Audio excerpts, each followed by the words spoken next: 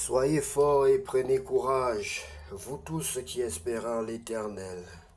Soyez forts et prenez courage, vous tous qui espérez en l'Éternel. Soyez forts et prenez courage, vous tous qui espérez en l'Éternel.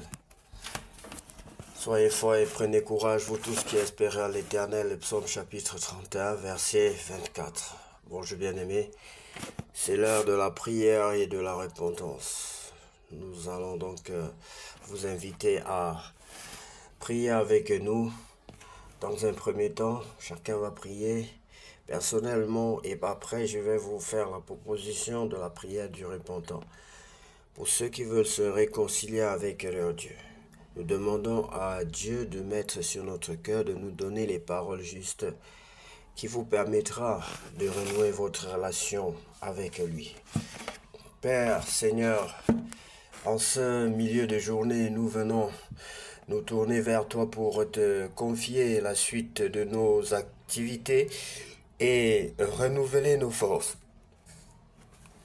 Père Céleste, merci pour ton amour et ta présence qui nous accompagne depuis ce matin.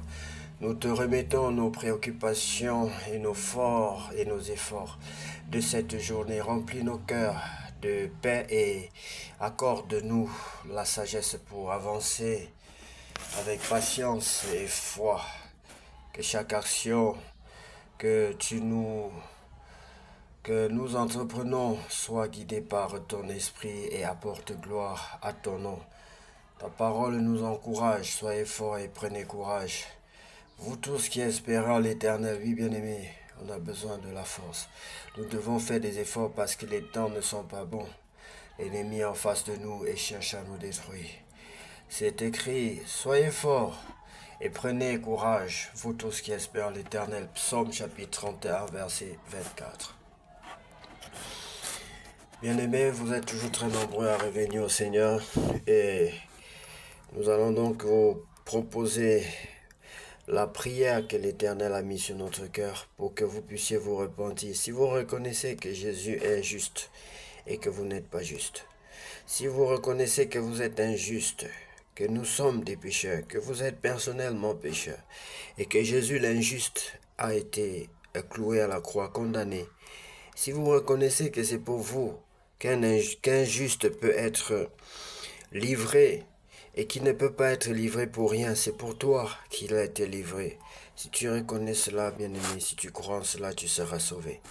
Alors si tu es prêt à confesser ce que tu crois à l'intérieur de ton cœur, tu vas dire ceci: Seigneur Jésus, je reconnais que tu es le Fils unique de Dieu. Je reconnais que tu es venu dans ce monde et que tu as donné ta vie innocente pour moi. C'est moi qui suis le pécheur. Je reconnais que je suis un pécheur et j'ai besoin d'être purifié, d'être sauvé, d'être délivré du péché. Je reconnais que toi seul, tu peux me délivrer du mal, du péché. Je t'offre ma vie, Seigneur. Je t'invite dans ma vie comme mon Seigneur et mon Sauveur. Je t'invite dans ma vie comme mon Seigneur et mon Sauveur personnel. Je reconnais que je suis un pécheur, Seigneur. Je te prie aussi afin que tu m'accordes ton Esprit Saint pour aller de l'avant. Pour aller de l'avant dans la croissance spirituelle, dans la connaissance de ta parole. Car sans toi, je ne suis rien, je ne peux rien faire sans toi. Car toi seul revient la gloire, la puissance et l'honneur pour tous les siècles. Amen. Bien-aimés, pour grandir, pour connaître la croissance spirituelle, il faut lire la parole de Dieu. C'est la parole de Dieu qui nous aide à grandir spirituellement. Pour cela, nous allons commencer par lire la parole de Dieu dans le livre de Jean chapitre 16. Je vous ai dit cela pour que vous ne perdiez pas la foi. On vous chassera des maisons de prière et même le moment arrive où tous ceux qui vous tueront croiront servir Dieu de cette façon. Ils feront cela parce qu'ils n'ont connu ni le Père ni moi. Je vous l'ai dit à l'avance. Ainsi, quand ce moment arrivera, vous vous souviendrez viendrait que je vous l'ai dit. L'Esprit de vérité va venir. Je ne vous ai pas dit ces choses dès le début parce que j'étais avec vous.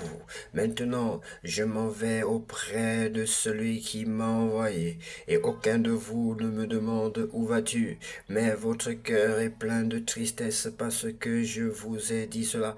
Pourtant, je vous dis la vérité, il vaut mieux pour vous que je parte.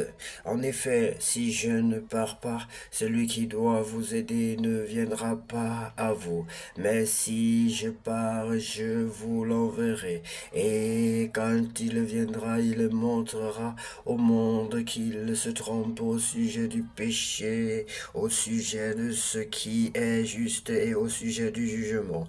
Le monde se trompe au sujet du péché parce que les gens ne croient pas en moi. Le monde se trompe au sujet de ce qui est juste parce que je vais près du Père et que vous ne me verrez plus. Le monde se trompe au sujet du jugement parce que le chef mauvais de ce monde est déjà jugé. J'ai encore beaucoup de choses à vous dire, mais vous n'avez pas la force de les entendre maintenant. Quand l'Esprit de vérité viendra, il vous conduira dans la vérité tout entière. Et en effet, il ne dira pas des choses qui viennent de lui, mais il dira tout ce qu'il entendra et il vous annoncera ce qui doit arriver. L'Esprit de vérité montrera ma gloire parce qu'il recevra ce qui est à moi et il vous l'annoncera. Tout ce qui est à mon Père est aussi à moi. C'est pourquoi je vous ai dit, l'Esprit de vérité recevra ce qui est à moi et il vous l'annoncera. Très bien, dans peu de temps vous ne me verrez plus et peu de temps après vous me reverrez. Alors quelques disciples de Jésus se disent entre eux, il nous a dit, dans peu de temps vous ne me verrez plus et peu de temps après vous me reverrez. Il nous a dit aussi, je m'en vais auprès du Père. Qu'est-ce que cela veut dire? Les disciples disent encore, quand Jésus nous dit, dans peu de temps, qu'est-ce que cela veut dire? Nous ne comprenons pas de quoi il parle. Jésus le sait, les disciples veulent lui poser des questions. Il leur dit, vous cherchez entre vous le sens de ces paroles. Dans peu de temps, vous ne me verrez plus, et peu de temps après, vous me reverrez. Eh bien, je vous le dis, c'est la vérité. Vous pleurerez et vous serez dans le deuil. Le monde, lui, sera dans la joie. Vous serez triste, mais votre tristesse deviendra de la joie. Quand une femme va accoucher, c'est le moment pour elle de souffrir. Mais quand elle a mis un enfant au monde, vous aussi, maintenant, attention, c'est le moment de sa souffrance. Attention, c'est le moment de souffrir, oui, très bien.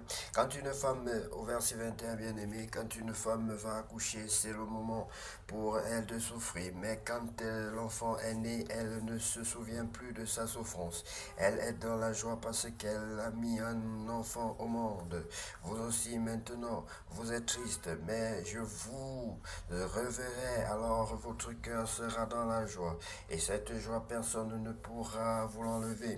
Ce jour-là, vous ne me poserez plus aucune question. Oui, je vous le dis, c'est la vérité. Le Père vous donnera tout ce que vous lui demanderez en mon nom.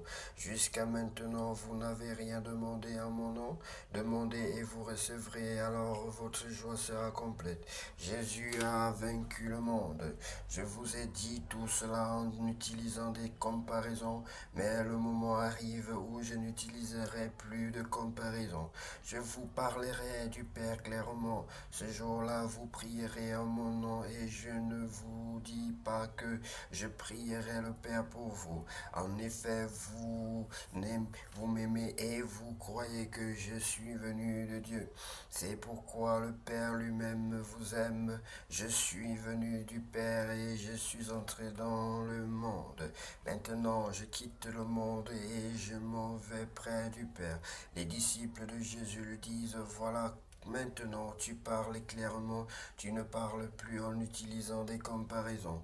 Maintenant nous savons que tu sais tout et tu n'as pas besoin qu'on te pose des questions. Pour cela nous croyons que tu es venu de Dieu.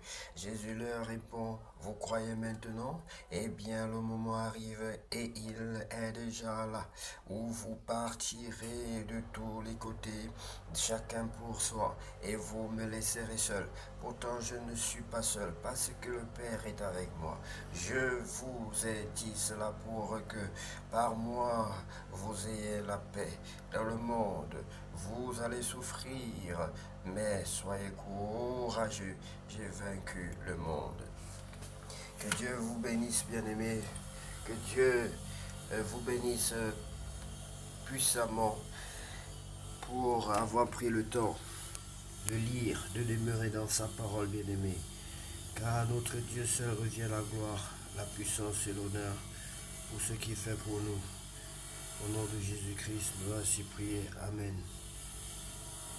Que cette journée soit la plus belle de toutes les journées déjà vécues sur cette terre, bien-aimé, au nom de Jésus-Christ. Amen.